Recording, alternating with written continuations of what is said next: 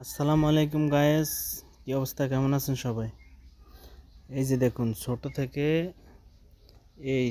থেকে যদি আপনি ঠিকমতো পরিপূর্ণভাবে কাজ করতে না পারেন, অর্থাৎ ছোট থেকে যদি পরিপূর্ণভাবে বড় হতে না পারে, তাহলে এই যে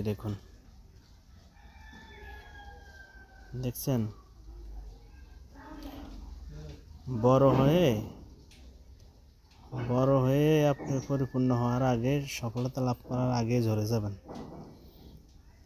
তাই ছোট থেকে ভালোভাবে কাজ করুন, সফলতা যাতে অর্জন করতে পারেন সেভাবে কাজ করুন।